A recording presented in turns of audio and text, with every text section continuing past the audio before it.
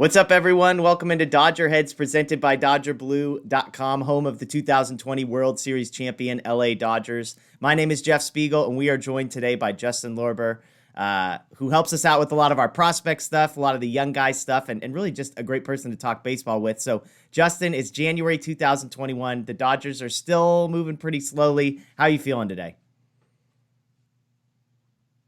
Feeling all right.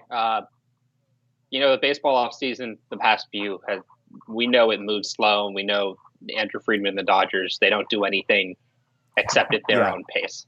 So they'll make the moves when they feel it's right. And until then, just try to play the waiting Yeah. game. Yeah. Well, one exciting piece of news that has come out in the last week or so is some finalization of some international prospect signings. Now, a lot of these kind of get reported weeks, if not months in advance, but last week was kind of when the pen goes to paper. And there were kind of two names of note that I'd love for you to help educate me on and educate our listeners on are Wilman Diaz and Jesus Galiz. Now, Diaz was number 3 on MLB.com's rankings of international free agents. He's a 17-year-old shortstop from Venezuela. He was the top teenager in the rankings. He was the top shortstop in the rankings. And then the Dodgers also added Galiz, who's the number 8 prospect according to MLB.com, another 17-year-old from Venezuela. He is a catcher. So what can you tell us about Diaz and Galiz for Dodger fans that are trying to wrap their heads around what exactly this means? Sure. So just some initial background. Usually the start of the international signing period would take place on July 2nd.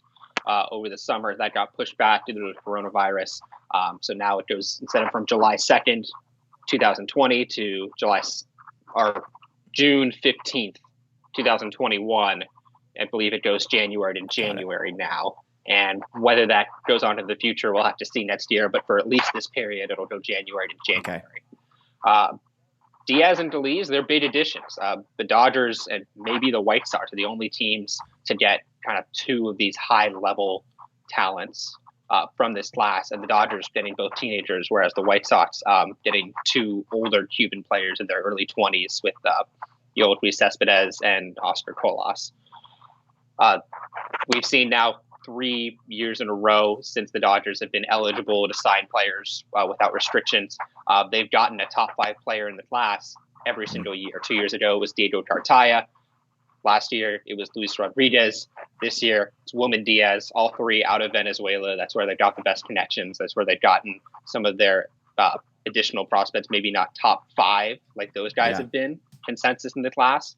But Galiz is a consensus top 10 prospect from the 3 publications who have ranked guys by talent right now. So it's a big addition. And Galiz wasn't supposed to originally be with the Dodgers. He was supposed to, or reportedly linked to sign with the Yankees.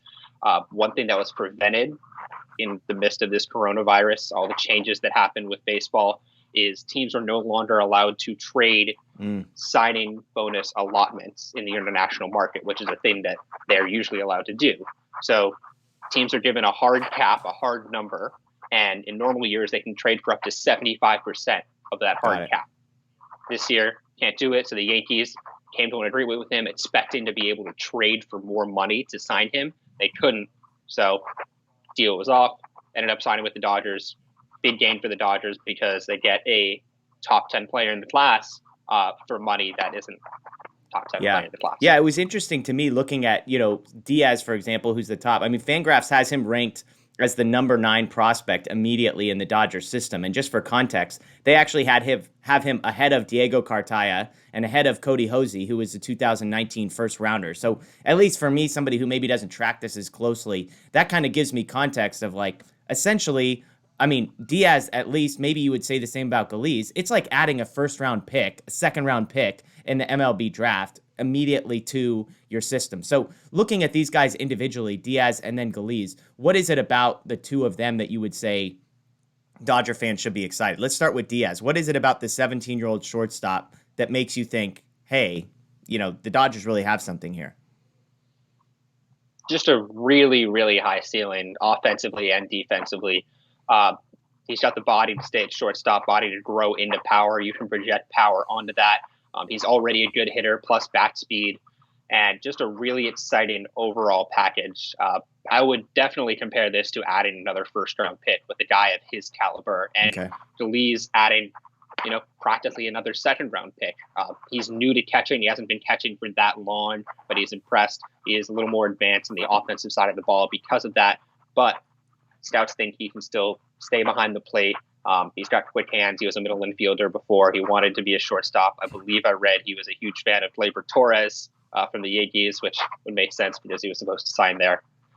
But both guys, very exciting talents. Cool. And the Dodgers have really done a nice job rebuilding this international pipeline that was kind of just desecrated in the last few years of the McCourt ownership. Yeah. And, this is what good teams on the international market do. They go out and they get the top players, and the Dodgers have done that now 3 years in a row. Well, hey, before we leave the international scene and move to just sort of Dodger prospects overall, besides Diaz and Galiz, I mean, the Dodgers signed a number of other players. Those were kind of just the two headliners. Any other names or folks that sort of jump out at you as maybe someone who's slipping under the radar or somebody Dodger fans should be aware of? Yeah, so Diaz and Galiz are the big two for sure.